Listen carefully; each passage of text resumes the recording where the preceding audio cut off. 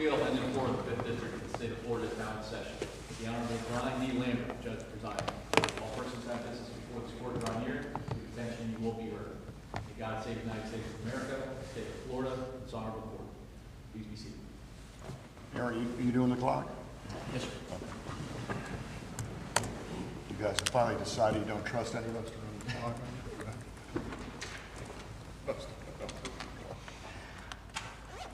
Okay, good morning. Welcome to another session of oral argument in front of the 5th District Court of Appeal. It is Tuesday, May 5, 2026.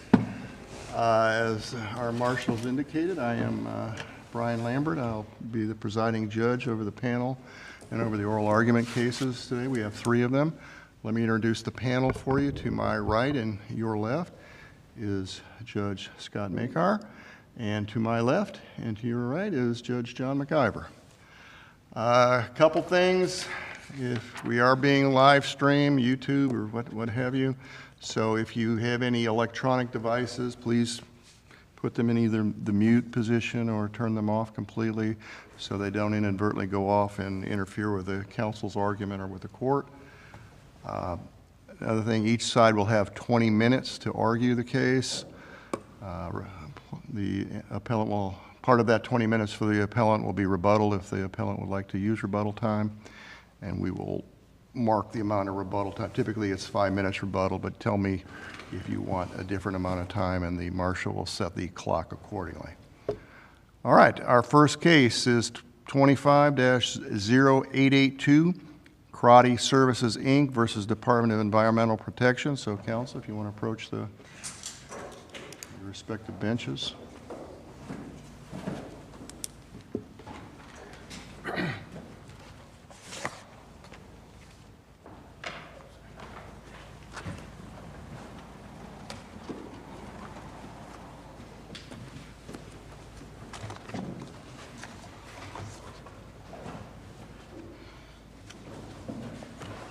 Sure guy did a nice job with this memo too.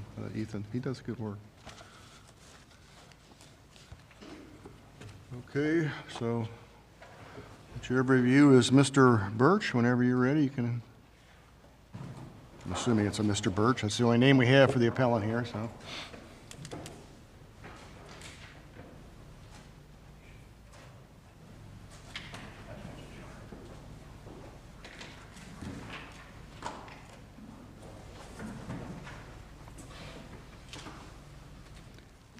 Thank you, Your Honor. And I would like to reserve 5 minutes for rebuttal. So when you get into your rebuttal, a yellow light will start flashing in front of you. That doesn't mean you have to stop. That's just telling you. I mean, you could keep going if you want, but you don't get to use all 20 and then say, do I get more after the fact? So, Understood. And I'll try to give you a heads up once you're into your rebuttal time as well. All right, counsel, if you're ready, go right ahead. Thank you, Your Honor, and may it please the Court, my name is Stephen Birch. I'm here on behalf of Crotty Services, Inc., related to an unadopted rule created by the Florida Department of Environmental Protection, wherein they have created an exception to a duly adopted rule regarding system inspections for septic tank systems, certain septic tank systems, where DEP has decided and created a policy and what I believe is an unadopted rule where it will not check for the time dosing components of a system. The duly adopted rule is Rule 62.6.0275. And in that rule, before the system, the septic system is covered up, the installer, which is my client, Crotty Services, is required to have the system inspected by the department for compliance with the rules of this chapter. That rule also provides that prior or concurrent with the final inspection by the department, that a professional engineer also inspect the system and provide a certification. And the rule further provides that if the department finds a problem during its inspection, that it notifies the engineer.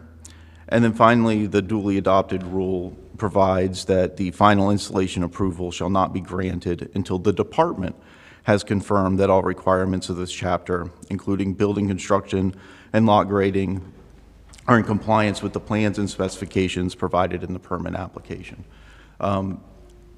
I will tell you, during this, after we filed the rule challenge, they amended this rule. Both of them are in our brief, but for the purposes of what we're discussing, those requirements are contained in the new and amended rule as well. So each of those things that we discussed are in the new rule, where there is a separate requirement for the department to conduct its own inspection and ensure that it is in compliance with the plans and specifications. And if it doesn't, it needs to inform the engineer, and the engineer has a separate requirement.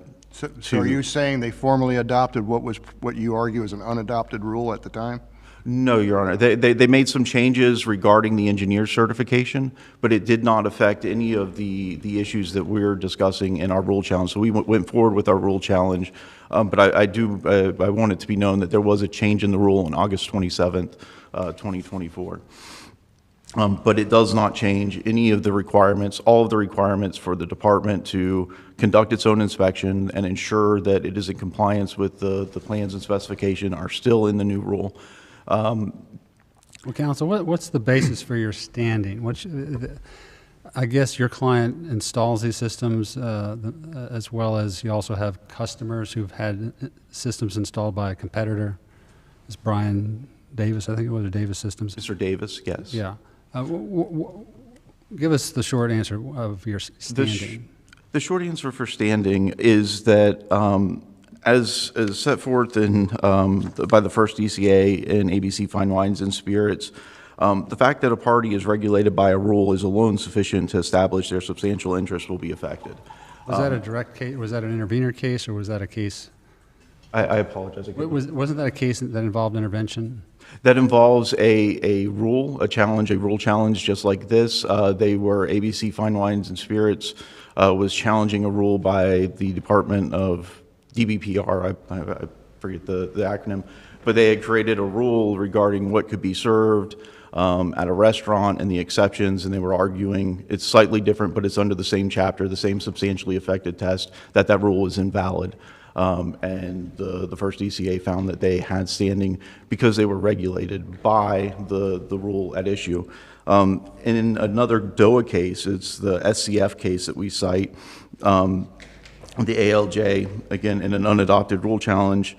Well, it's kind of, I'm sorry to interrupt, but it's kind of odd that your client's regulated in this industry, correct? He's subject to regulation, but he's complaining he wants more regulation. No, he wants, so when my client, for example, when my client installs a system, he's expecting two things to happen. He's expecting the department to go through and check all the plans and specifications, and he's expecting the engineer to do so. Here, the department has stated that we're going to not check, for no reason, we're not going to check the timing components. And then worse, when my client acts as a maintenance entity, which is something that's required by rule and I believe by statute for these certain types of time dosing systems, he has to get the plans and specifications for a system that he may not have installed. And in fact, these systems were not installed by him. He's acting as a maintenance entity. And by rule, he has to go through, check these things, and make sure that all these plans and specifications, including the time dosing functions, are correct. And when he encounters these, when, sure, the ALJ brought up issues with the actual installer, but if DEP had done their job correctly and done what the rule required and not followed this unadopted rule, my client wouldn't be in this position of trying to fix and essentially tell clients who had up to this point been told that their system was fine. He now has to tell his clients when they come to him, no, these systems are not in compliance. They don't have the time dosing function, and you need to make changes, which, I mean, if you've been told for the last 2 years. You have a bad system and you might have to spend a little bit more money paying me to fix it as a harm? Of course it is. So if, just back up for a second. Walk me through that. Because before this, when these systems are installed, the installer is required to be the maintenance entity for the first 2 years. So when someone installs these incorrectly, the first 2 years, the clients are happy. They're told that everything's fine, unless the system breaks down, which some of these had. But if they hadn't broken yet, or they just needed pump outs, these clients are happy. And then they switch to my client. So you say, yes, that is a harm. So can I ask, there was a little bit of back and forth about the substantially interested versus substantially affected language. You do acknowledge that the substantially affected test does include a harm. It does, yes. And it's not just a broad swath, we are regulated by, therefore we have standing. Well, I believe in that by being regulated and having an unadopted rule being applied to you is the harm. Being regulated but not having a harm, not having a specific harm would not meet the substantially affected test. I would disagree. I think that the regulation, the unadopted rule being applied to you and to my client is the harm. My client is having an unadopted rule applied to the way that he does his business and the way that his business is conducted. He's regulated by these rules, and now we have a rule that has not been adopted being applied to him. But if the unadopted rules apply to your client, all that would occur is that DEP would not look at this irrigation. Right. And my client is the one that's required to call, it's right in the rule, my client is the one that's required to make sure that that system inspection happens. And so he's expecting a level of review from DEP, and he's expecting it not just on his systems, but on other systems that he has to come back and repair and maintain. And having clients who have been told for 2 years by their original installer that their system is up to date, and then he comes in and says, no, you're going to have to upgrade and actually put in timers and put in this time dosing functionality, that's not a good thing to tell a client. That costs him clients. And the other thing that came up during... Excuse me, I mean, wasn't one of the positions argued by by Mr. Crotty, in essence, and maybe I'll say this too bluntly, you got to dot all the I's and cross the T's, and if my competitor doesn't, then I'm losing business to the competitor because he's not, he can make a bid that's not as extensive as yours, and they're going to get all the customers, and you're not because you're following the rules, and they don't have to because there's this unadopted rule that, as you argue, by the DEP. I mean, isn't that what the angst is? I mean, because otherwise, it would seem to me like, well, if that's the way this is running, then I as Crotty will do the same thing as my competitor, and I won't have to, charge the additional expense. I mean, isn't that kind of what when it gets down to the nut here? Yes, Your Honor. And in fact, it was during the final hearing, Mr. Crotty testified that he had lost bids to Mr. Davis because when you're installing these expensive time dosing components and your competitor is not. I got to charge the homeowner A, B, and C for this, and Davis only has to charge A and B because he knows that the DEP is not going to worry about C, even though they should be. And all these people are going to go with Davis because it's I'll make up a number, $1,000 cheaper. And therefore I'm losing business, so let's all play by the same rule. I mean, that's not very sophisticated legal terminology, but that's kind of what... That's what this is about, isn't it? And I agree 100%, Your Honor, and that's it. My client is expecting the same thing to happen to him. He's following the rules, and he's expecting these regulations to be applied to him the same way they're applied to everyone else. And it costs him, financially, it costs him just, from a business standpoint and from a client relations standpoint as well. And like you said, it's cost him, and it's record evidence, it's cost him bids, and it's cost him jobs. So my understanding is that what DEP is doing is relying on the engineer saying that the system is there, and rather than, as you say, inspecting it themselves. Just as an aside, how far does that inspection have to go? Does it have to be a function test? Is a visual inspection okay? What does the term inspection mean in your mind? I think at the very least it ensures that those components are there and programmed correctly. I mean, this is... But relying on the attestation of the engineer that it's there is not enough for them to say, we think it's there. I do not believe so, and I do not believe... At least not more so than looking at it and seeing that it's there. Correct. And some of these systems, I mean, this isn't even something that's complicated. A control panel is mounted to an outside wall. You don't even have to stick your head into the tank. It's a thing that you can see, and they're not there. There's the entire functionality, the control panel with the timer is just not being installed. So if DEP is relying on the attestation of these engineers, and this engineer's not performing the work they're supposed to do or is giving them a false attestation, what's the remedy for that from an enforcement perspective rather than from a you're not enforcing your rules perspective? There may be, and I believe that there has been disciplinary actions 'Cause taken. it sounds to me like you're talking about an under-enforcement issue with a distinct entity who's not doing their job rather than something of general applicability. I would disagree. I would state that, so while there is an enforcement issue that brought this issue to light, this is what made this unadopted rule, apparent. It's still incumbent in the adopted rule for DEP to do its own inspections. These are septic tanks, but imagine if these were condos and DEP decided that they were going to, when they checked condos, or they're building condos, and they decide we're going to check the electrical, we're going to check the plumbing, but we're not going to check the foundation. We're going to rely on the contractor to sign off that the foundation's fine. If that condo fell, there would certainly be issues with the contractor who did it. But that DEP was not doing its inspections correctly would also be its own issue. DEP has the requirement, both in statute and in its own adopted rules, to conduct these inspections. And while there may be bad actors not doing what they're supposed to do, that doesn't relieve DEP of its position and its requirement to follow the duly adopted rules and check each of these requirements that are in the plans and specification. This time dosing is laid out and set forth in the plans and specifications. They have a requirement to check it.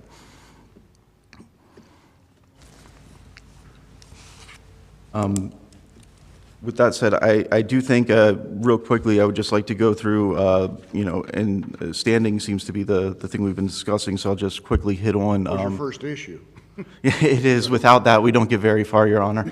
But I do believe we have standing. I do believe the case law supports that, and I do believe the reliance of the ALJ on the Sunrise case, which is the substantial interest test, is the incorrect test, and using the correct substantially affected test, my client, as a regulated party and an affected party, does have standing. Counsel, what's your best evidence of this unadopted rule? Is there a statement somewhere that DEP has made, or is there some sort of memo that they have that that supports what you're saying?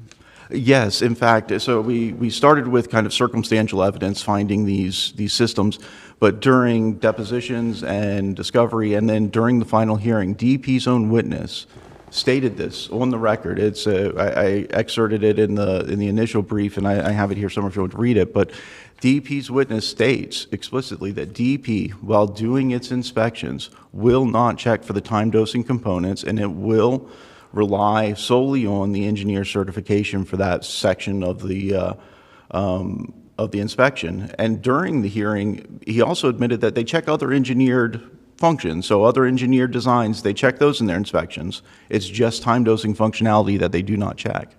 I thought you just said it wasn't all that complicated, that it was sort of a big panel that's right there. Are they doing a visual inspection of this system otherwise? It doesn't appear that they are. Like I said, there are components in the tank that you can look at, pumps and switches, but they're not even checking the control panel. They're just entirely skipping every time dosing component when they do their inspection, and that is their stated policy.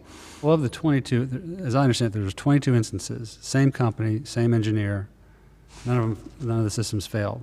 Is it, in each of those instances, is there not this irrigation device installed, or is it not functioning, or?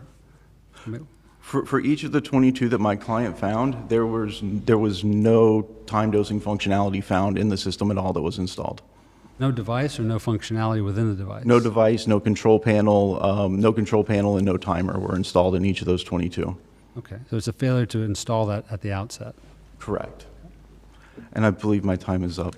If Well, you you're have into any other rebuttal. questions. I'm sorry? You're into your rebuttal. You can stop now and reserve the rest, or you can continue. Thank you, Your Honor.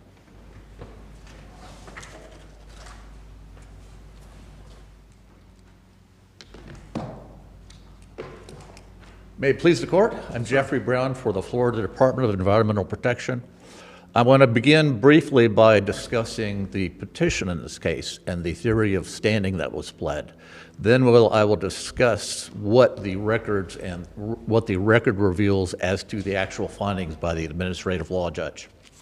Now, the argument as presented for the first time on appeal is that the petitioner suffered a competitive injury. And I want to alert the court to the point, and I'm referring to page 45, paragraph 24 of the record. The petitioner's theory on standing was limited to the allegation that Crotty was, quote, is required by contract and rule to maintain and fix these systems that DEP is approving pursuant to this unadopted rule, end quote.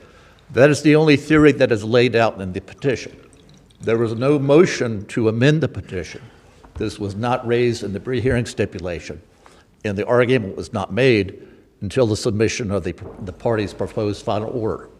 So to begin, the allegation that the competitive injury would support standing simply was not pled and should not be considered. Was there testimony presented? Jumping ahead, on cross, the petitioner's brief had referred to a specific portion of the transcript that was the cross-examination by the department's attorney of Mr. Crawford. And this was the cited testimony based upon a question by department counsel.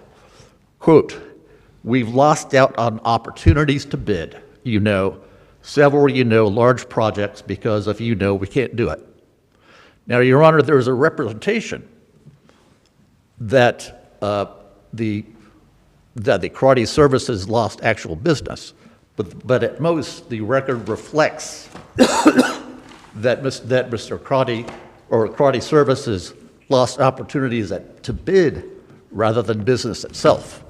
The record also reflected that Crotty's primary service was in maintaining system repair contracts rather than doing actual construction. So it was incumbent upon Crotty Services to plead and prove its standing. It never pled the competitive injury allegation. And even if it were pled, the evidence would be ambiguous at best that it suffered competitive injury because, again, the loss of an opportunity to bid is not the loss of a bid itself. Furthermore, it was the role of the administrative law judge to evaluate the record, and that theory would require the court to make supplemental findings of fact. Is there any more questions on that specific topic? Not right now. Moving on ahead, I wanted to discuss the actual findings. And, as the court knows, you have an obligation when you're preparing a brief to describe the record and the findings in a neutral fashion. Now, administrative cases present kind of a simple way to describe the facts. Is that, okay, there could be a scenario where you're challenging the specific findings of the administrative law judge, because as it happens in administrative law cases, the judge lays out very detailed findings of fact and conclusions of law. Excuse me. Now, if you have a theory or a legal argument that those findings should be set aside, you make it. But if you do not have that theory, then the gold standard for what happened is the findings of the administrative law judge. And both on standing and on liability, Crotty Services is asking the court to set aside the findings of the administrative law judge and to make substituted findings of fact. That does not set out a basis to reverse the final order in this case. Moving on ahead, the court has raised questions about whether this is analogous, excuse me, to a scenario where you would have a regulated industry. Now I wanted to explain that by way of analogy. Let's suppose I'm an agency that regulates banks and bank loans. And there is in Rule a place that requires mortgage loans to be backed by appraisals. Let us suppose, for whatever reason, by a non-rule policy or by accident, a bank stops asking for appraisals. That is not regulation. That is the omission to regulate. So accepting their theory, there is a claim that we failed to check. That is the opposite of regulation. And because of that, the cases on competitive injury and regulatory harm. Just again, as a curious aside, who as an industry, who is the regulated industry that DEP regulates? In this case, it would be, I'm asking generally. Who's the regulated industry that DEP regulates? well, within the Is it OSPDF. nurses, or is it some medical provider? Is it some licensee of some sort? Typically sources of pollution. Sources of pollution. That would typically be the case. I guess what I'm getting at is for you to say that you have standing simply because you are the regulated entity by an agency like DEP, is that standard not amorphous enough that pretty much anybody falls under it? No, Your Honor, because Well, and if it did, wouldn't that sort of obviate the standing rules entirely? that would, Your Honor. If Okay. everybody could have standing, that would be the case. So, again, there is for both rule challenges and non-rule policy challenges the substantially affected requirement. And if what you're saying is true, there would be simply no limit. Otherwise, moving on ahead, the appellant has asked not only that the court set aside the findings on standing, and in fact make supplemented findings of fact on that issue. It has asked the court to try this de novo and find that there was in fact a non-rule policy. Excuse me. Now, their theory as presented was that there was this policy. And as Judge Makar has pointed out in his questions, there's really no indication in the record of a statement which is included within the definition of a rule, within 12052. A deposition testimony would never establish that? No, well, to begin, Your Honor, it would be that issue would be determined by the administrative law judge as to what the way it actually showed. And if you go by the findings, what the administrative law judge had found specifically was the department was unaware of this problem until it had already happened. Now, as a matter of logic, an agency cannot have a policy about something it has no idea is happening. Policy presupposes some mental process, some design. So if you accept the administrative law judge's findings to be true, which this court should, there was in fact no policy. And in any case, let's suppose they had some case, it would not be the role of this court to make supplemental findings in support of that theory. So we respectfully submit that the court should review carefully the findings of the final order itself. The final order suggests that the DEP is pursuing the matter against this other competitor. Is that the case? That is correct, Your Honor. Okay. Has that come to conclusion? I do not believe so, Your Honor. Okay. It's a circuit court. These drip irrigation systems, they require timers, as I understand it, of some sort. That is correct. And what this case is about is the failure to have a timer installed. Is that the guts of it? The fact that timers were not installed in circumstances that were not known to the department specifically with one design engineer that had that problem. Okay. What I didn't quite understand is these systems didn't have these timers installed, yet none of the systems had a sanitary failure or had failed in some way. That is correct. Contrary to the representations in the reply brief, there were no sanitary nuisances caused by this problem. So, I don't know, it just kind of draws into question, like, why even have these timers if there's no problem? As I understand it, the timers would tend to improve the efficiency of the nitrogen treatment. I do not know that, and I can tell you that that's not reflected in the findings of the final order. So again, I'm going by the gold standard. Okay, thank you. That being the case, are there any additional questions from the panel? I guess just kind of one. Presuming, as we are standing for the sake of argument, how about the plain language of the rule that says inspection? If DEP, in fact, is not looking at these things, isn't doing an inspection by what we would consider to be the plain language of the term inspection, if they are, in fact, deciding not to follow their own rule. These are all ifs. If that is the case, would that itself be enough to create an unadopted rule? If you had a different record and different facts, you might be able to support that theory. But again, you have to understand that a non-rule policy challenge is a different Requires concept. a statement, of course, yes. It requires a statement and requires a policy.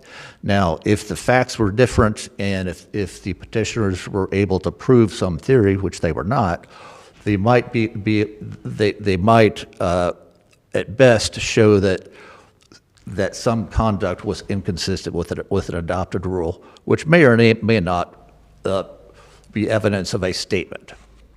So, and again, this is presuming a lot of ifs, that there is a statement. Is your contention that DEP's, let's say there is a policy, of DEP to rely on the attestation of the engineer and not provide the inspection pursuant to the plain language of their own rule?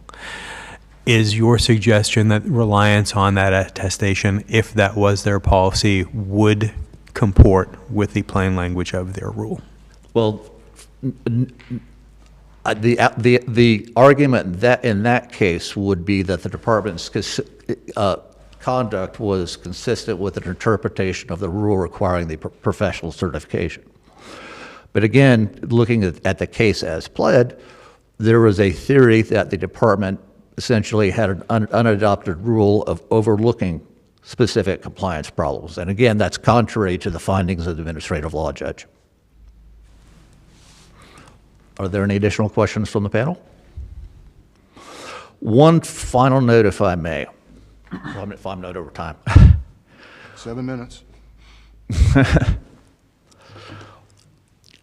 When I was talking about preparing statements of facts in administrative cases, and when you have a situation where you claim that findings should be set aside, you explain that and what the testimony would show in the record. Then you make an argument in the argument portion. Otherwise, again, in the statement of facts, you base your statement upon what's actually in the AOJL's findings. Please compare the initial brief and the answer brief.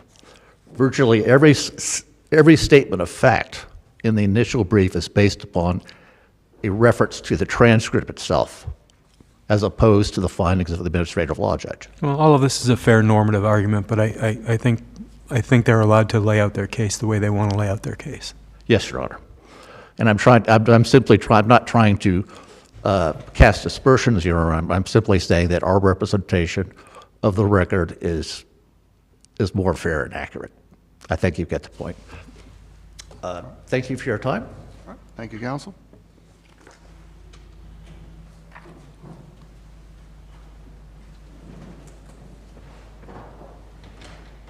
All right, Mr. Birch, the clock says you have 4:26 in rebuttal. Thank you, Your Honor. I'd like to start with some questions that were asked about failures and were there failures. First of all, I will tell you there are videos and pictures and evidence of systems releasing their effluents into the property owner's backyard. So these systems are not working as intended because of the timers. And as to why the timers are important even before the system fails, because these are big tanks, they can hold a lot, and if they get pumped out, you may not notice. But the purpose of these performance-based treatment systems and why the dosing has to be engineered is because they break down the effluents through bacteria. And bacteria needs a certain environment to make this work. And that's why all of these requirements are in there. And if they're not breaking down like they're supposed to, the effluent is not being broken down, and it is a sanitary problem, and it is the system is not working as intended, and it's not breaking down the effluents as required. So it is an issue when these timers are not being installed, and that's why they're required to be installed in these systems, and why these systems are performance-based treatment systems are required in the first place for areas closer to the river and any other protected area, because they don't want the system, the issues that happen with regular septic systems to pollute the environment. And so when these aren't working as they're not supposed to, it is an issue, even if it's not like it did in some cases coming up through the ground. It is going through the ground and not being done as it's required. There were questions about would everyone that's in touch with DEP be regulated by the rule? And I don't think that the case law goes that far, but this is a septic system that is being... Well, when you say the case law doesn't go that far, the parameters that are put on that, though, are in that substantially affected test, that there actually has to be a real, concrete, present harm. Yes, and in the zone of interest as to, in the same zone of interest. And that's where we're at with Karate Services, is there is the harm. There's the harm because these aren't just some rule that doesn't relate to the septic system, the OSTDS systems that he's installing. These are directly related to his systems that he's maintaining, that he has to bid on, that he has to work on, that he has to maintain. These are rules that are directly affected his job and are directly regulating him and his profession.